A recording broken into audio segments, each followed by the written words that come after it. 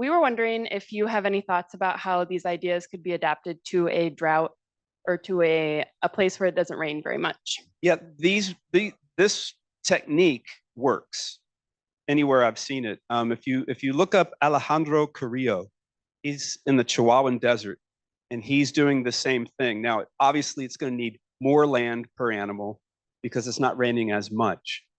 But what we're finding is that if you have ground cover and your soil is covered, rain is attracted to that. And there's more rain that happens because of that. There's the evapotranspiration, and then it comes back down.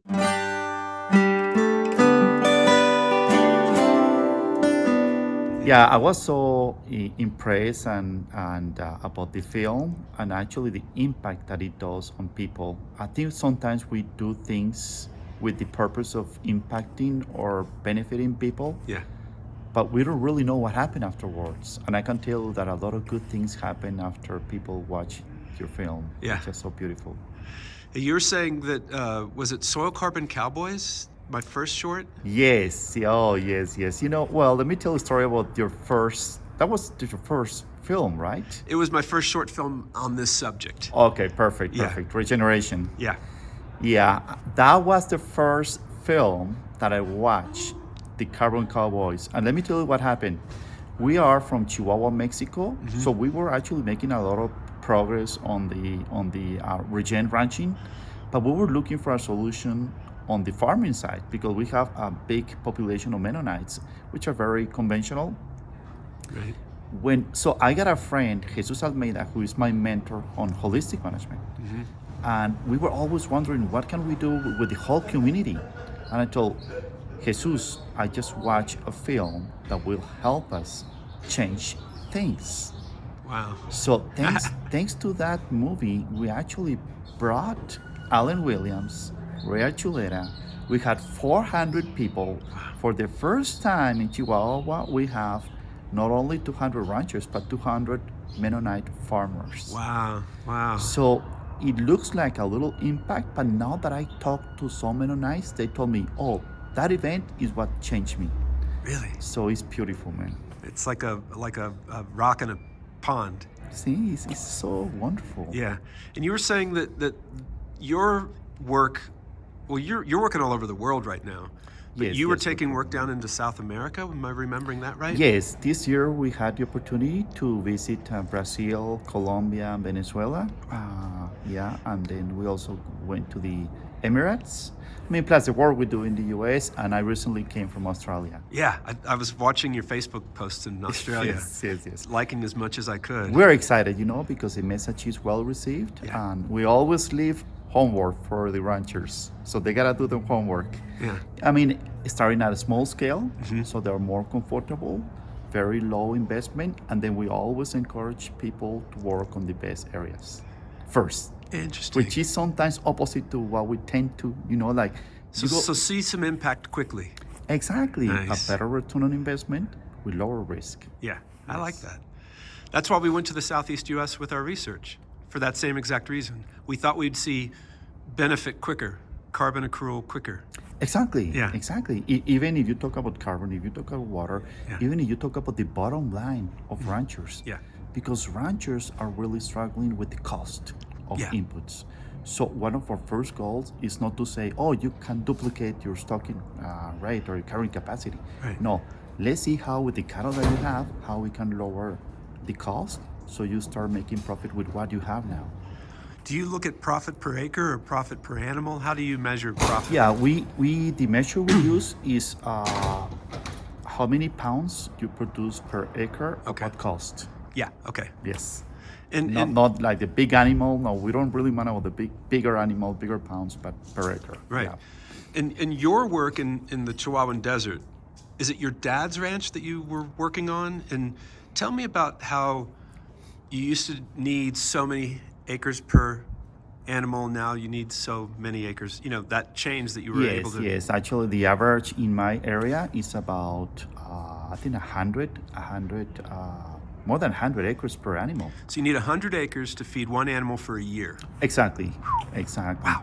But now in our ranch, we're about 20 acres 20 acres per animal. So we've been able to 1/5. yeah, exactly, pretty Wow. much. Well, but the other thing that you need to consider is the inputs, because you can carry a lot of animals with a lot of inputs. We carry more animals with much less inputs So are you carrying more animals? at a lower cost, Right. which is, see, we want to save the world, but we really need to save first the ranchers. Right. Yeah, because they're the ones who are working the land. Exactly. Now, are you exactly. seeing wildlife benefit on your farm as well with all the other work you're doing? Oh, it's beautiful. I mean, when I joined the ranch, I was wondering, like, how can we do ranching while also getting this great benefit of having everything like in balance with nature? How can we actually get into nature, to work in sync with nature? Yeah. Holistic management was the response. Regen ranching was the response. Yeah. So we have seen an incredible increase in deer population, in foxes and coyotes and cougars and golden eagle. We actually work with the bird conservancies of the U.S. to protect the migratory birds. Right, because they're flying in both countries. They don't care what country it is. Yeah, they Right. they fly over the wall. Yeah. There's no wall for a bird. There's no wall, yeah. No, but it's exciting. It's exciting because finally we are actually working together with the conservationists to protect wildlife. Yeah. So that feels natural to me. The conservationists and ranchers will work together, but it seems like, from what I hear, that's been a very contentious relationship up until now. Yes, yeah, we're still working on that. I mean, it's a work in progress. But I understand, because the way we used to manage the cattle, it was not really very conducive Right. to regeneration or to the wildlife. But now is how we manage the cattle today Yeah. that is actually benefiting the wildlife and all the living things. All of Because them. sometimes people ask me, define me regeneration. It's all about life. Yeah. From the microbes Exactly. to the humans. From the micro herd to the big herds to the wildlife to everything, and also to ourselves. Yeah. Because we will improve our relationships, starting with the family, if we see exciting things, if we go over this crisis management that we have in conventional ranching. I just had a farmer tell me on Monday in Missouri that she was absolutely sure that if they continued down the conventional grazing methods on their old operation, that they would be divorced by now. And the fact that they went to regenerative agriculture, that it saved their marriage. Yes, no doubt about it, no doubt about it. Let me tell you, when my mentor, Jesus Almeida, went to the ranch, when the ranch was just like bare ground, rocks and everything, and he told me, Alejandro, you're thinking about increasing, doing a better business, affecting your bottom line, but you haven't thought about something very important. What you're gonna be doing is going to give more years of life to your dad. Wow. Now my dad is 90, and I can see, that excitement every time he's at the ranch. That's awesome. We're seeing that in Woodville, Mississippi in our first film. Oh, beautiful. That same family. The dad just got a new hip. He's out the ranch every day. Hey, yes. That's so cool. It's part of our nature, I think. Yeah. And then when we work in sync with nature, nature really provides abundance of everything. Some people tell me, oh, Alejandro, how do I know if we're doing a good job?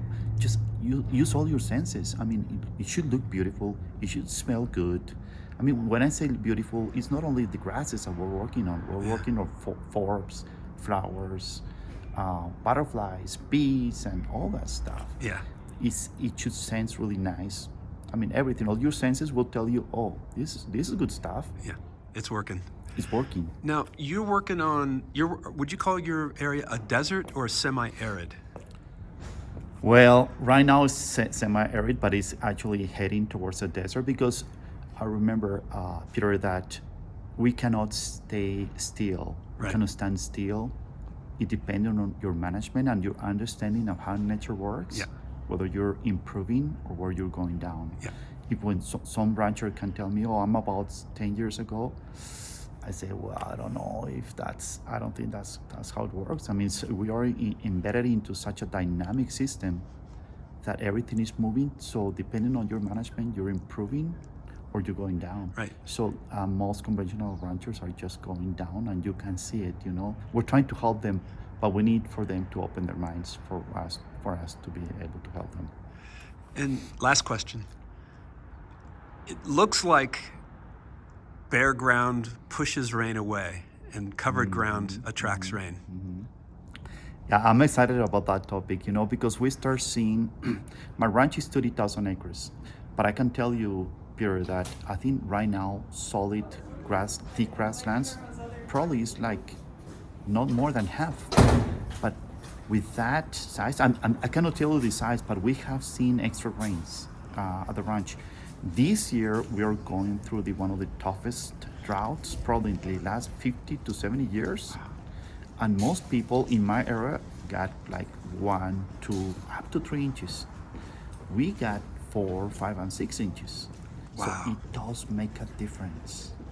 It does make a, because it's not only the effective rainfall, as Adam's already defined, like, don't tell me how much it rains, tell me how much you infiltrate. And there's a study in Chihuahua, and a similar study to Colorado, where we are only filtrating about 40%. So if I'm in an area that is 10 inches, effectively, I'm only filtrating, if I work conventional ranching, 4 inches. But on top of that, we are creating that microclimate, which they call the small water cycle, that is allowing us to get that extra rain. Yeah.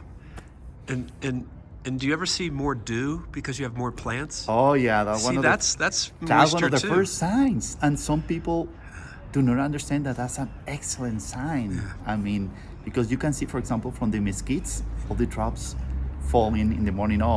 It's one of the best views you can see as a region rancher or as a rancher by itself. Yeah.